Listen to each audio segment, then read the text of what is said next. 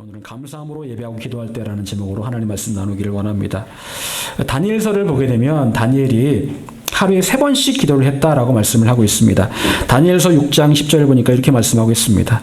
다니엘이 이 조서의 왕의 도장이 찍힌 것을 알고도 자기 집에 돌아가서는 윗방에 올라가 예루살렘으로 향한 창문을 열고 전에 하던 대로 하루 3번씩 무릎을 꿇고 기도하며 그의 하나님께 감사하였더라. 그럼 지금 이 상황이 어떤 상황입니까? 다니엘이 포로로 잡혀갑니다. 바벨론의 포로로 잡혀가서 나중에 바벨론이 페르시아의 멸망을 당하죠. 자, 그리고 다니엘이 그 페르시아에 3명의 총리가 있는데 그 3명의 총리 가운데 한 사람이 된 겁니다. 왕 밑에 총리 가운데 한 사람이 된 거예요. 옛날로 말하자면 영의정, 좌의정, 우의정 가운데 한 사람이 됐다라는 거죠. 다니엘은 포로로 잡혀갔습니다. 그런데 포로로 잡혀간 사람이 그 나라의 그 페르시아라는 엄청난 나라의 총리가 되었다? 여러분, 그렇다면 다니엘의 입장에서는 어떤 일이 벌어지게 될까요? 다른 사람들이 다니엘을 시기하고 질투하는 일이 벌어지겠죠. 포로였는데 포로가 총리가 되었으니 얼마나 시기와 질투를 많이 받겠습니까? 그런데 다니엘은 굉장히 깨끗했습니다. 정직하고 깨끗한 사람이었어요. 뭐 뇌물을 가지고 되는 사람도 아니었고 정말 깨끗한 사람이었습니다.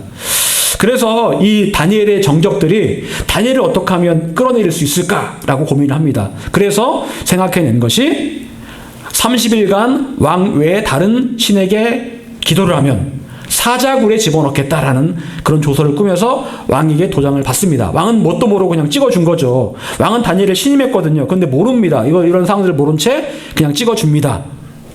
자, 그런데 사람들이 예상했던 것은 무엇이었습니까? 다니엘은 절대로 기도를 쉴 사람이 아니다. 30일간 기도를 왕 외에 다른 신에게 절을 기도하면 이건 사자굴에 집어넣는다는 명령이 떨어졌음에도 불구하고 다니엘은 기도할 것이다. 이걸 예상을 한 거예요. 다니엘이 싫어했던 사람들까지도 인정할 만큼 기도하는 사람이었다라는 거죠. 자, 여러분, 만약 여러분이 이런 상황에 처했다면 어떻게 하시겠습니까? 만약 여러분이 기도하는 모습을 누가 보고서 고발이 됐는데 고발을 당하면 여러분이 사자굴에 집어 던져진다.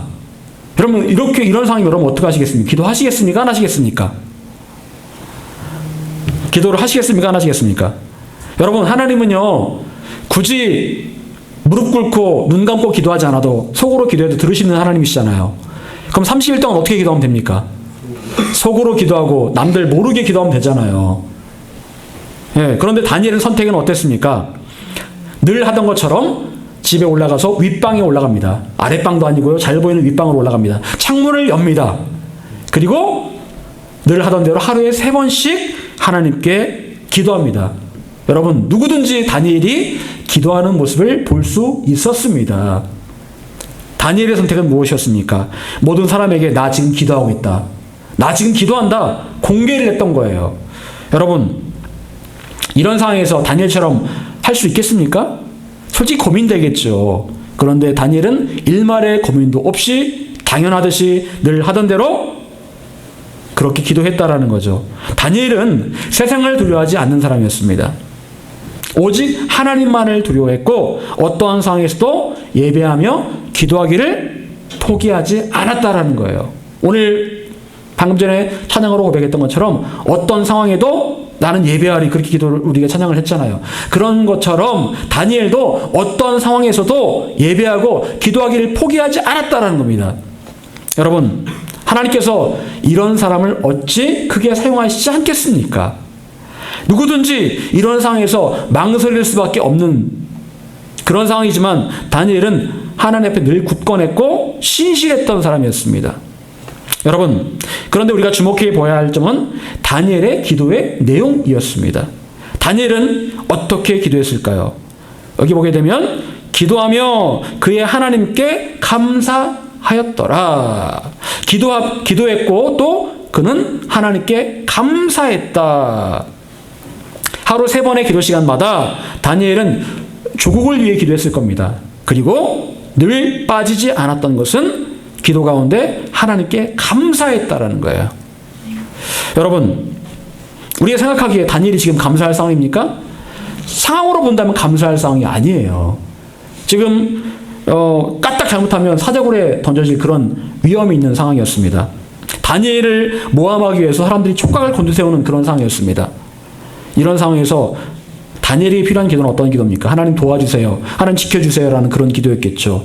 그런데 이 다니엘은 이 기도 가운데 빠지지 않고 하나님께 감사하고 있었다라는 거예요. 어찌 보면 감사할 제목이 없는 상황입니다. 그런데 하나님께 그는 감사하고 있었다. 여러분, 다니엘은 기도의 대가입니다. 기도의 대가예요. 다니엘의 그 본 환상과 그 예언들은요, 지금도 우리가 해석의 여지를 남길 정도로 굉장히 이 다니엘의 환상과 예언이 대단합니다. 기도 가운데 다 받은 것들입니다. 그런데 그 위대한 기도의 사람이었던 다니엘이 일상의 기도에서 가장 중요하게 생각했던 것은 바로 늘 하루 3번씩 하나님께 감사하는 일이었어요. 여러분, 하나님께 감사한다라는 것, 그것은 과연 감사의 제목이 있을 때만 감사하는 겁니까? 우리는 대체로 그렇게 생각합니다. 감사할 제목이 있으면 당연히 감사해야지. 하지만 감사의 제목이 없으면 감사가 안 나오는 게 현실입니다. 감사의 제목이 안 나와요. 여러분, 심지어는 감사할 일이 있어도 감사하지 않습니다. 우린 입으로는 감사하다고 말을 하지만 실상 하나님께 진짜 감사를 드리지 못할 때가 얼마나 많습니까? 여러분, 우리가 먼저 생각해 보아야 할 것은 과연 감사한다는 게 뭐냐는 겁니다. 시편 107편 22절은 이렇게 말씀하고 있습니다. 감사제를 드리며 노래하며 그가 행하신 일을 선포할지어다. 또한 시편 147편 7절 감사함으로 여호와께 노래하며 수금으로 하나님께 찬양할지어다. 감사는 뭐라고요? 명령입니다. 감사는 명령이에요. 감사는요, 옵션이 아닙니다. 선택사항이 아닙니다. 감사해야 된다라는 거예요. 감사하라는 겁니다. 늘 우리의 삶에서 하나님께 드려야 할 것은 바로 감사라는 거예요. 여러분, 또한 감사는요, 우리가 마땅히 드려야 할 제사라고 말씀하고 있습니다. 시편 50편 23절 감사로 제사를 드리는 자가 나를 영화롭게 하나니 그의 행위를 옳게 하는 자에게 내가 하나님의 구원을 보이리라. 하나님께서는 감사함으로 예배를 드릴 때 그 예배를 통해서 영화로움을 받으시겠다라고 말씀하십니다. 감사 자체가 바로 하나님께 대한 감사 자체가 뭐라고요? 예배라는 거예요. 감사의 예배는 하나님을 영화롭게 한다. 여러분, 하나님을 향한 감사가 바로 예배임을 기억하시기를 바랍니다. 예배하면 거창하게 생각합니다. 이렇게 우리가 주일날 예배드리고 수요일날 예배드리고 이게 예배지. 물론 그것도 예배입니다. 하지만 의외로 하나님을 영화롭게 하는 예배는 그렇게 거창하지 않을 수도 있습니다. 하나님을 향해서 내 삶에서 늘 감사를 표현하면 그것이 하나님께 드려지는 거룩한 예배라는 거예요. 하나님께서 우리 몸을 거룩한 산제물로 드리라고 말씀하십니다. 거룩한 산제물로 드리라? 여러 가지가 의미가 있습니다. 하지만 그 중에 하나는 바로 여러분이 늘 하나님께 감사를 드리는 거예요. 이게 바로 여러분의 삶을 거룩한 산제물로 하나님께 올려드리는 바로 그 영적인 예배를 말하는 겁니다. 여러분, 우리는 예배와 또 기도를 분리해서 생각할 때가 있습니다. 예배 따로, 기도 따로. 다니엘이 하루에 3번씩 드렸던 것은 기도였습니다. 또한 동시에 뭐였을까요? 감사의 예배였습니다. 감사가 예배라고 말씀드렸죠. 기도하고 감사했다. 기도하고 예배 드렸다라는 거예요. 예수님께서 드리셨던 기도는 무엇이었을까요? 기도 동시에 예배였습니다. 바울과 실라가 빌립보 감옥에서 드렸던 것은 기도인 동시에 예배였습니다. 기도와 예배는 분리해서 생각할 수 없고 기도 가운데 우리는 하나님의 임재 가운데 나아가 하나님을 영과 진리로 예배하는 거예요. 여러분, 그렇다면 우리가 하나님께 드리는 감사의 기도, 감사의 예배는 과연 어떤 능력이 있는 것일까요? 제가 예전에 한번 예를 든 적이 있습니다. KBS 다큐에 그 유튜브에 한번 쳐보시면 나올 것 같아요. 물은 답을 알고 있다. 예, 물은 답을 알고 있다. 거기서 이제 실험을, 이제 일본 사람이 지은 책을 가지고 실험을 한 내용인데요. 흰 쌀밥을 갖추어서 2그릇을 이렇게 했습니다. 그리고 한 밥에는 사람들이 그렇게 말을 하는 겁니다. 이제 칭찬의 말을 하는 거예요. 칭찬의 말. 칭찬과 사랑의 말, 격려의 말을 하는 겁니다. 넌 참 아름다워. 넌 참 잘했어. 칭찬과 격려의 말을 합니다. 또 한 밥에는 저주의 말을 하는 거예요. 욕을 하고 저주의 말을 합니다. 여러분, 그런데요, 일주일 뒤에 어떤 일이 벌어진 줄 아십니까? 놀랍게도 칭찬과 격려의 말을 한 그 밥에는요, 하얀 곰팡이가 피고 냄새가 별로 안 나는데, 저주의 말, 욕을 했던 그 밥에는 시커먼 곰팡이가 피고 썩어버렸다라는 거예요. 실제로 그런 일이 벌어졌다라는 겁니다. 그리고 물 2그릇을 떠놓고 한쪽 물에도 똑같이 한 겁니다. 똑같이 칭찬과 격려의 말, 또 한쪽 물에는 저주의 말을 한 겁니다. 여러분, 그런데 그 두 물이 얼었을 때 칭찬과 사랑의 말을 했던 그 물의 결정은 너무너무 아름답다라는 거예요. 그런데 저주의 말을 했던 그 물의 결정은요, 이렇게 굉장히 막 흉측하게 변했더라는 거예요. 여러분, 우리 몸의 70%는 뭡니까? 물이죠. 자, 그렇다면 이 실험에 의거하자면 우리가 어떤 말을 하고 어떤 말을 듣느냐에 따라서 우리의 몸이 이렇게 변할 수 있다는 거예요. 칭찬과 긍정과 감사의 말을 들은 우리의 몸은 긍정적으로 변화가 일어나지만 저주의 말, 욕을 들은 우리의 몸은 부정적인 변화를 일으킨다는 거예요. 말을 하는 사람도 그렇고 그 말을 듣는 사람도 그렇다라는 겁니다. 여러분, 자, 그렇다면 감사하는 기도, 감사하는 예배의 결과는 무엇일까요? 오늘 본문 7절을 다시 한번 읽어보겠습니다. 7절, 자, 시작. 모든 지각에 뛰어난 하나님의 평강이 그리스도 예수 안에서 너희 마음과 생각을 지키시리라. 아멘. 사도 바울은 우리가 감사함으로 기도하라, 그리고 그렇게 권면을 하면서 그렇게 기도할 때 어떤 일이 일어나는지를 말씀하고 있습니다. 그리하면 모든 지각에 뛰어난 하나님의 평강이 그리스도 예수 안에서 너희 마음과 생각을 지키시리라. 그리고 그 앞구절에 보게 되면 아무것도 염려하지 말라라고 말씀하십니다. 여러분, 세상을 살아가면서 수많은 일들로 우리는 염려합니다. 근심합니다. 여러분, 지난주에도 근심하고 염려하셨죠? 예, 아마 염려하고 근심하셨을 겁니다. 그런데 우리가 하나님께 감사함으로 기도하면 어떤 일이 벌어진다고요? 하나님의 평강이 그리스도 예수 안에서 우리의 마음과 생각을 지켜주신다. 자, 하나님 뜻은요, 우리가 평강을 지키는 거예요. 그런데 그 평강이라는 뚝이 무너져 버릴 수 있다는 겁니다. 언제? 염려하고 근심할 때. 세상의 염려, 근심. 세상을 살아가다 보면 우리는 필연적으로 염려하고 근심합니다. 저도 마찬가지예요. 그런데요, 하나님의 뜻은요, 평강이라는 그 둑이 무너지지 않기를 원하신다는 거예요. 염려와 근심은 우리 안에서 평강을 무너뜨려 버립니다. 믿음을 흔들어 놓습니다. 마음의 평안을 빼앗아가고 두려움을 가져옵니다. 하지만 우리가 하나님 앞에 감사함으로 기도하고 예배하면 하나님의 평강이 우리 안에 다시 채워지고 우리의 마음과 생각이 지켜지게 되더라는 거예요. 여러분, 염려와 근심은 무엇입니까? 어찌 보면 현실화되지 않은 문제일 수 있습니다. 아직 일어나지 않은 일들. 그런데 인간은요, 본능적으로 일어나지도 않은 일을 벌써부터 염려하고 근심합니다. 그래서 잠 못 이루고 불안해하며 살아갑니다. 아직 일어나지도 않았어요. 그런데 미리미리 그걸 생각하면서 염려하고 근심합니다. 여러분, 아이들이 염려하고 근심합니까? 애들이 염려하고 근심해서 막 잠을 못 자면서 막 울다가 막 젖병 먹다가 근심된다 막 하면서 막 앞으로 유치원 어떻게 갈 것이며 뭐 이럽니까? 애들은 그런 게 없습니다. 애들은 염려하고 근심하지 않아요. 근심할 세상을 이렇게 이 세상의 어떤 그런 찌들지도 않았기 때문에 그런 염려 근심 안 합니다. 그런데 어른들이 염려하고 근심하는 거죠. 그럴 수밖에 없습니다. 세상에 살다 보면 그럴 수밖에 없어요. 여러분, 인간의 본능은요, 염려하고 근심하는 일에 맞춰져 있습니다. 하나님의 뜻은 우리가 어떤 상황에서도 염려하고 근심하지 않는 거예요. 그리고 하나님께 주시고자 하는 그리스도 예수 안에 참 평강을 누리는 것이 바로 하나님께서 우리에게 원하시는 일입니다. 그런데 그 방법은 아주 간단하게도 감사함으로 하나님께 기도하고 예배드리는 겁니다. 감사함으로 하나님께 기도하고 예배드리면 우리 안에서 염려와 근심이 떠나가고 그리스도 예수 안에 평강이 임하게 된다라는 거예요.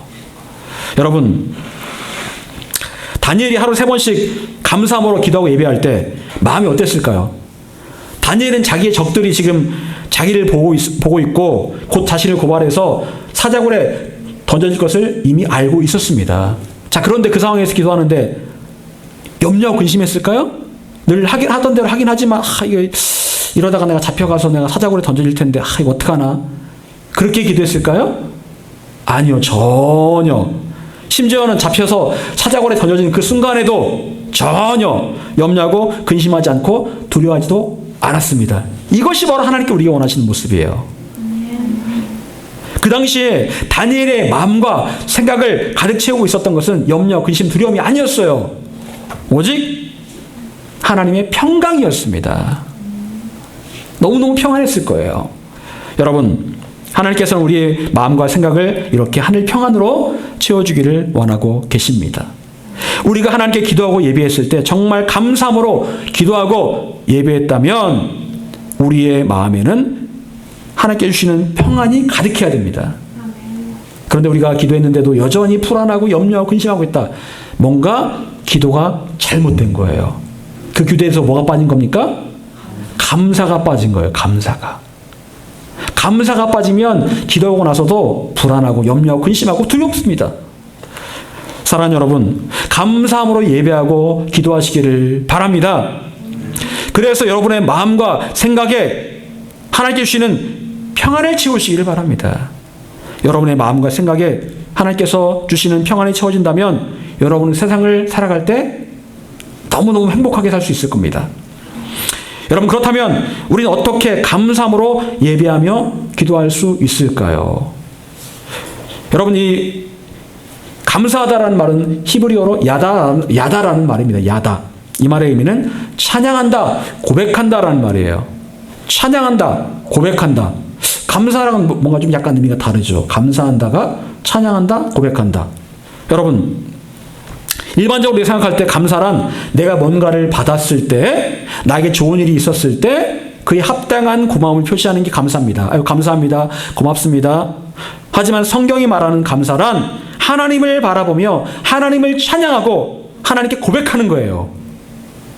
하나님을 찬양하고 하나님께 고백하는 게 바로 감사입니다. 약간 다르죠, 의미가. 여러분, 무엇을 고백하라는 걸까요?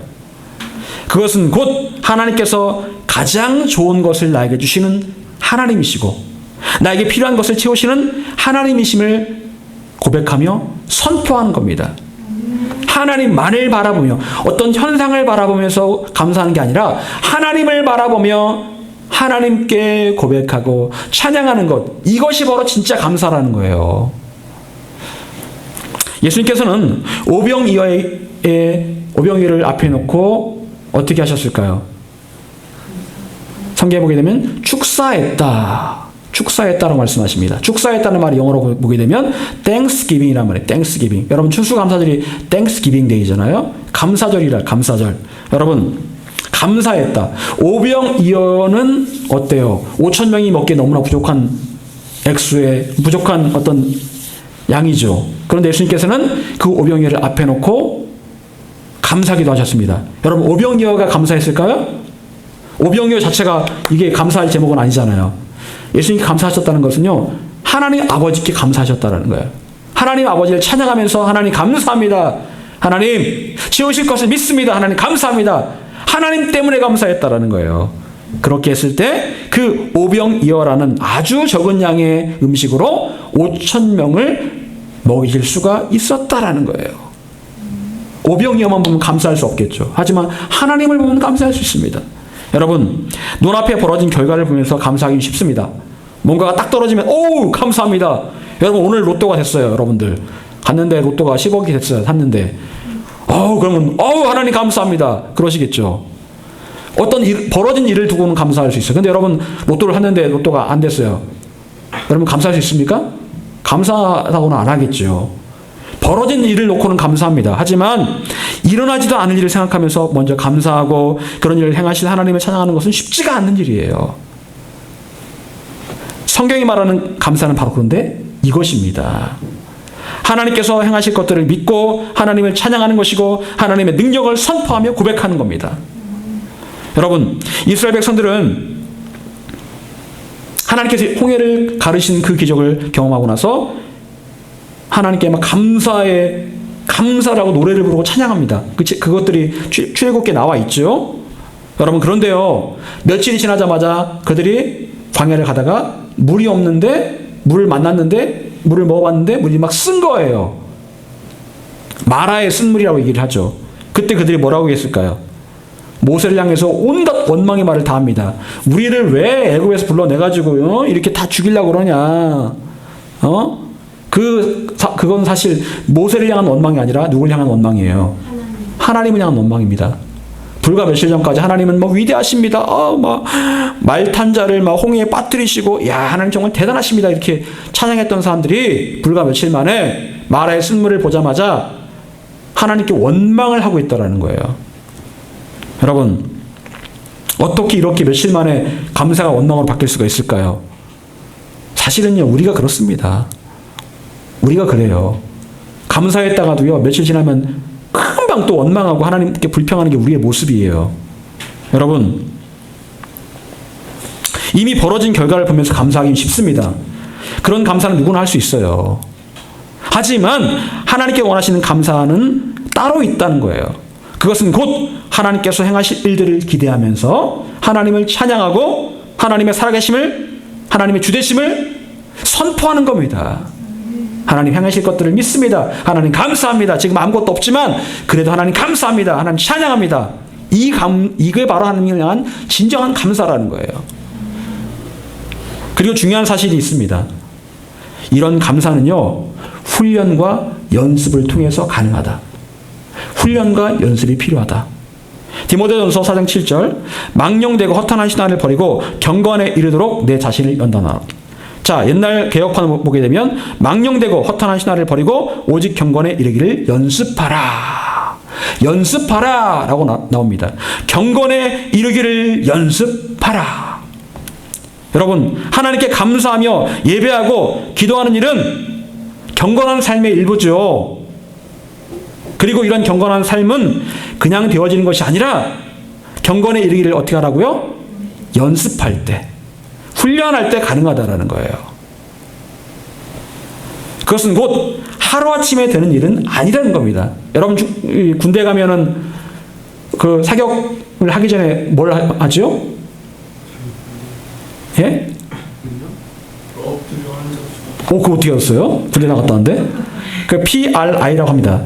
사격 예비술이라고 하는데, 뭐 앉아서 엎드려서 이거 이제 무릎 쏴 이걸 계속 하는 거예요. 여러분, 그렇게 하면은요, 피가 나고 알이 베기고 이가 갈린다 해서 PRI라고 합니다. 보통 속된 말로. 근데 그거 진짜 싫거든요. 진짜 힘들어요. 계속 그거 말하는 거예요. 남들 막 총 쏘고 있을 때 막 너네는 가만히 있으면 안 된다. 그거 하고 있어야 된다고 막 그거 하루 종일 시키고. 저는 이제 겨울에 갔는데 군대를 겨울에 그냥 막 추워 죽겠는데 막 니들 추우면 안 된다고, 땀 나야 된다, 땀을 내야 된다고, 그거 해야 된다고. 그래가지고 그랬던 기억이 나는데, 어쨌든 굉장히 힘듭니다. 여러분, 그걸 계속 하다 보면 나중엔 자연스럽게 엎드려 쏴 하면 딱 나와요. 무릎 쏴 하면 딱 나와요. 예, 피가 나고 알이 베기고 이가 갈리는 훈련을 하지만 그 훈련의 결과는 나중에 보면 분명히 결과는 있다라는 거예요. 여러분, 마찬가지입니다. 모든 경건에는요, 훈련이 필요합니다. 연습이 필요해요. 그리고 그런 연습과 훈련을 통해서 생활화가 되는 것이고 습관화가 되는 것입니다. 바울은 말합니다. 어떠한 상황에서도 자족하기를 배웠다. 어떤 상황에서도 나는 만족하는 것을 배웠다. 중요한 것은 여기서 배웠다라는 거예요. 원래부터 나는 그런 사람이다, 이게 아닙니다. 배웠다. 여러분, 배우면은 뭐가 따릅니까? 고통이 따르죠. 인내가 따릅니다. 배움에서 고통과 인내가 없이 얻어지는 것은 없습니다. 경건의 훈련도 마찬가지입니다. 열심히 연습하고 훈련하는데 쉽지는 않겠죠. 하지만 그에 따르는 분명한 결과가 있다라는 거죠. 여러분, 마찬가지로 우리의 삶에서도 우리는 감사로 예배드리고 기도하기를 훈련하고 배워야 되는 거예요. 특별히 우리는 다니엘처럼 하루 몇 번씩 예배하고 기도하라고요? 3번씩 하루에 예배하고 기도하는데 감사함으로 예배하고 기도하기를 훈련하라는 거예요. 여러분 1시간씩 하라는 거 아닙니다. 짧게나마 다니엘 1시간씩 못했을 거예요. 왜냐하면 다니엘도 총리이기 때문에 바쁘죠. 일이 많잖아요. 하지만 다니엘은 시간을 내서 그 시간을 하나님께 드렸습니다. 여러분 기도가 뭐라고 했습니까? 하나님께 그 시간을 드리는 거라고 했잖아요. 그 시간 내가 뭐 기도할 것도 없는데요. 마침에 기도했는데요. 하나님 다 아시는데요. 여러분 그것도 그렇게 물론 기도 제목을 가지고 기도하는 것도 중요하지만 진짜 기도의 의미는요. 그 시간을 내가 하나님께 드리는 거예요. 이 시간 하나님께 드립니다. 하나님과 함께 하겠습니다. 그거거든요. 감사로 예배하고 기도하는 그 시간을 하나님께 드리는 거예요. 그 시간 내 시간이 아니에요. 하나님의 시간입니다. 그렇게 다니엘처럼 하루에 3번씩 감사와 예배하며 기도하는 훈련을 할 수 있기를 바랍니다. 아침, 점심, 저녁 하나님을 바라보며 하나님께 감사하며 기도하고 예배하기를 훈련하시기 바랍니다. 10분이나 좋습니다. 5분이나 좋습니다. 그 시간을 하나님께 드리세요. 이것은 훈련이고 연습입니다. 그리고 이런 훈련과 연습이 여러분의 경건의 습관이 될 때 놀라운 일들이 여러분 가운데 일어나게 될 것이며 무엇보다 중요한 것은 이것이 바로 여러분이 하나님과 동행하는 굉장히 중요한 과정이라는 거예요. 300년을 동행하다가 하나님께로 갔던 에녹처럼 하루에 3번씩 하나님과 만나는 그 시간, 바로 그것이 하나님과 동행하는 시간이 될 것입니다. 사랑하는 여러분, 여러분의 눈에 아무 변화가 없다 할지라도 하나님께서 행하실 일들을 생각하며 하나님을 찬양하고 하나님의 주되심과 신실하심을 고백하며 예배하며 기도하시기를 바랍니다. 무슨 제목이 있어서 어떤 감사할 제목이 있어서 감사하는 게 아닙니다. 그냥 하나님의 주되심을 기억하며 하나님을 찬양하고 예배하는 거예요. 하나님 감사합니다. 하나님 찬양합니다. 바로 그런 감사를 통해서 하나님께서 여러분의 삶을 놀랍게 변화시켜 주실 것입니다. 사랑하는 여러분, 바라기는 여러분의 삶에 하루 3번의 감사의 예배, 감사의 기도가 있으시기를 간절히 축원합니다. 기도하겠습니다.